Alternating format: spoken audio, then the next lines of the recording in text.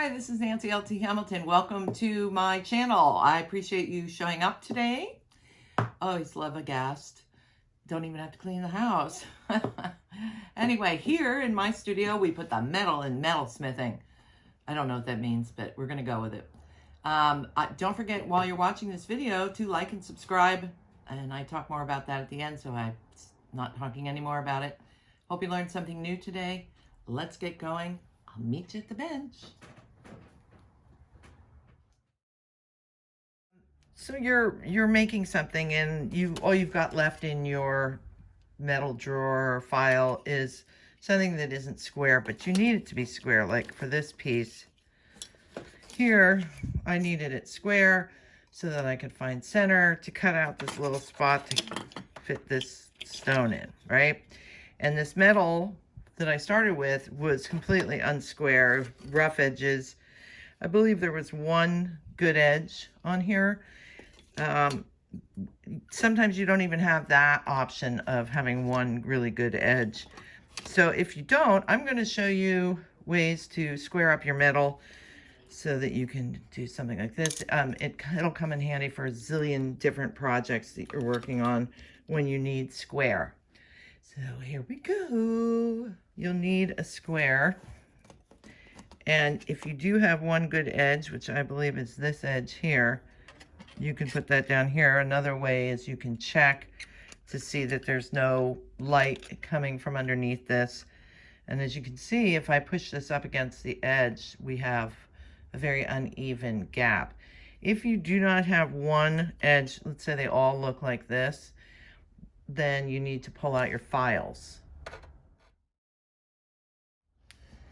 This is one way of squaring your metal, and I believe I have a video called Squaring Metal. I'm going to do this again just because it's really important.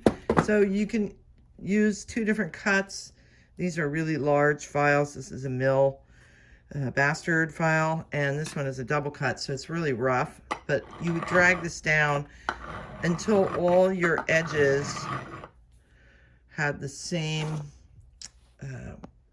wear on them. Like, I don't know if you can, yeah, there you go. You can see that. See how this doesn't have any cuts in it.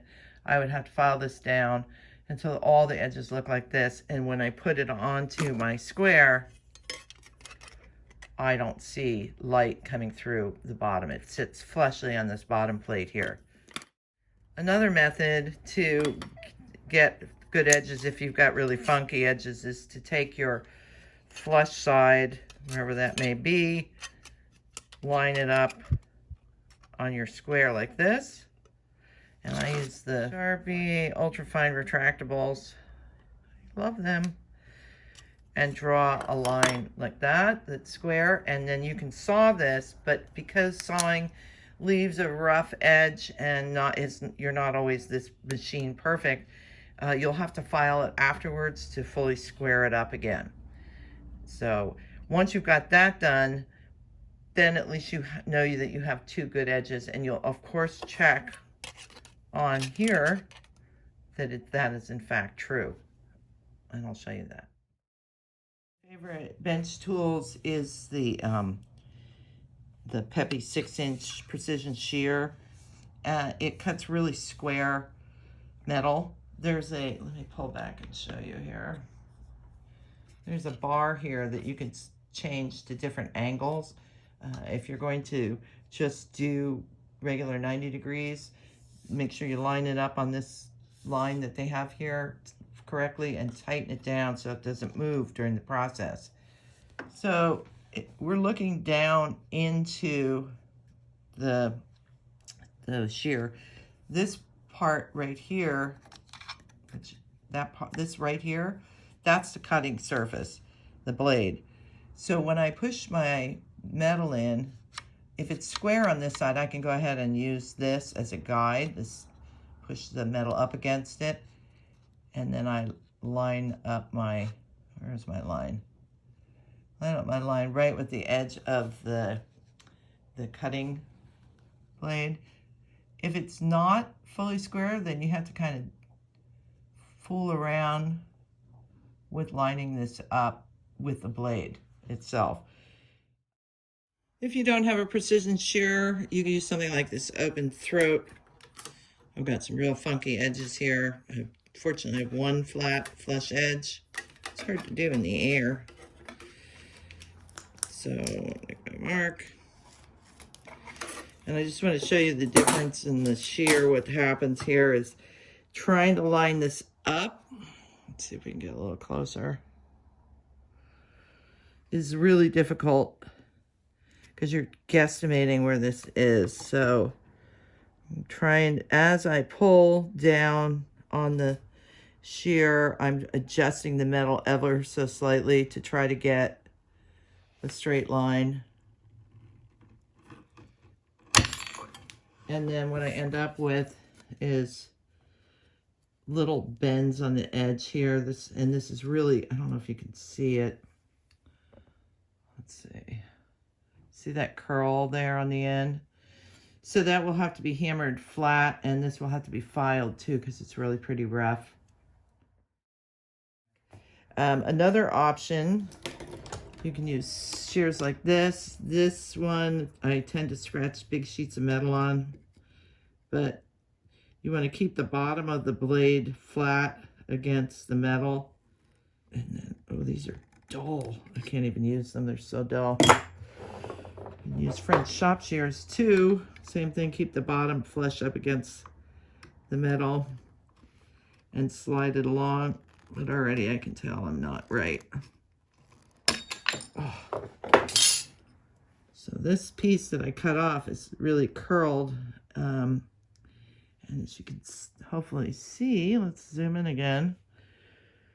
This part, the line was cut off, and this part it wasn't. So it's not actually square. It needs to be flat, and you put a piece of wood on it and whack the heck out of it with a mallet. You know, and some steel. So yeah, those are the other methods. And honestly, I love my 6-inch precision shear. I had the 4-inch, but I found that most of my metal comes in one edge is 6 inches wide. So I'd have to pre-cut the metal with my the open throat shear and then move on to my other one, so which involved flattening the metal before I put it in. It's just side splurged and got the 6. Anyway, what are we going to do now? Oh, I was just going to show you a couple things for checking and then finding center on a rectangle and a square.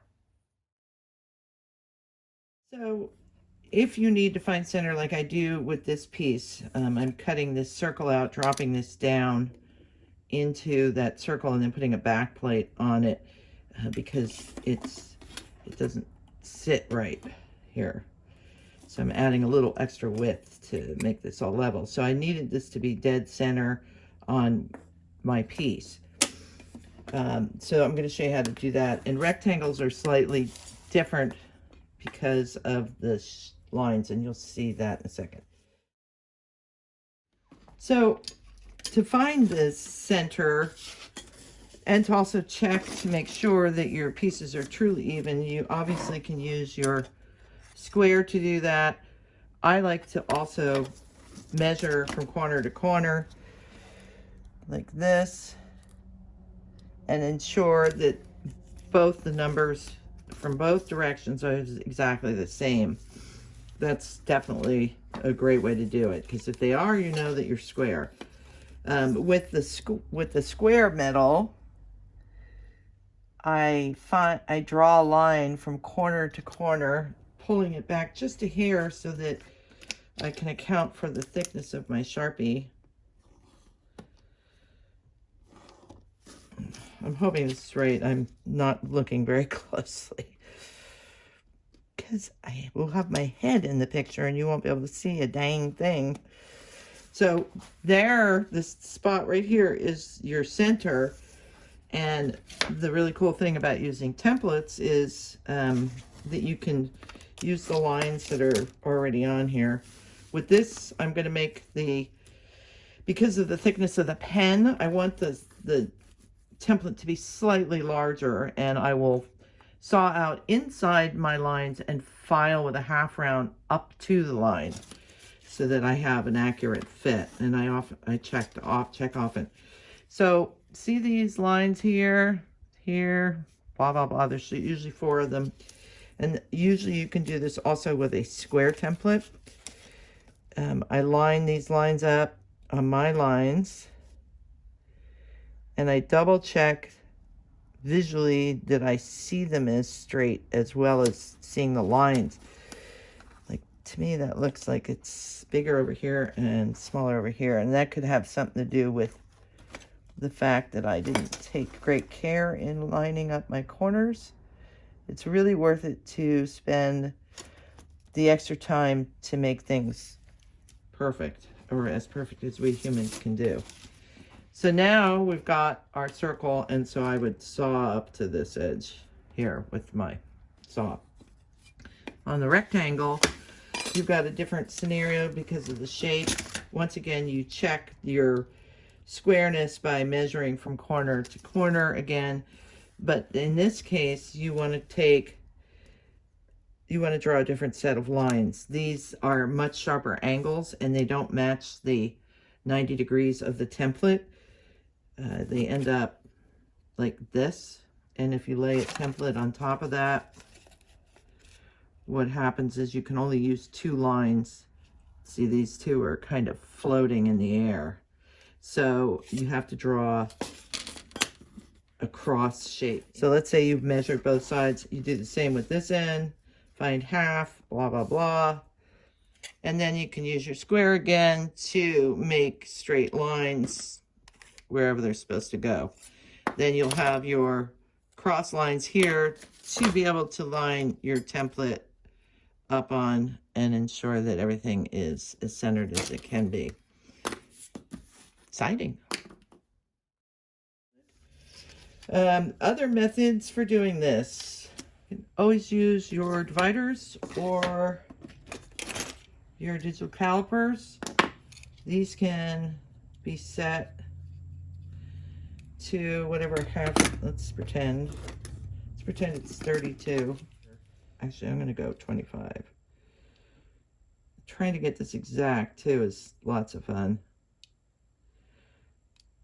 That's close enough. And then I'm going to lock it down up here so it doesn't move. You can drag it down along. Wow, that was pretty dang close to the line I have. And use this to score into the metal itself, and do the same with the other side. But of course, you're going to have to open it at a different width for a rectangle. It can stay the same for the square, like that. And the same concept works with dividers. Find your number. So this is 25. Line it up here. Open it all the way up to your number, like so. And then drag along your line. And you have to do this after your edges are square. Otherwise, this will be riding on a bumpy road and uneven road, and it will not give you a straight line. So anyway, that's how I do it. You may have another method, and if you do, I'm very happy for you. Well, it's time to go home. Wait, I am home. You have to, no, you're probably home too. Never mind. Let's just stop working. I wanted to say thank you so much for dropping by. I really appreciate you visiting me in my studio, and I hope you learned something while you're here. I also wanted to mention the like and subscribe thing. I know everybody talks about it, but honestly, this is a great way to support this site, enabling me to continue to make free videos. And I really appreciate the support. It's definitely not about a popularity contest. It's about ratings and rankings and all that wacky stuff that I hardly ever look at. So thanks again, and don't forget the 2 words, like and subscribe. This is Nancy L.T. Hamilton from nancylthamilton.com, the encyclopedia of jewelry making, saying ciao. See you next time. I gotta go.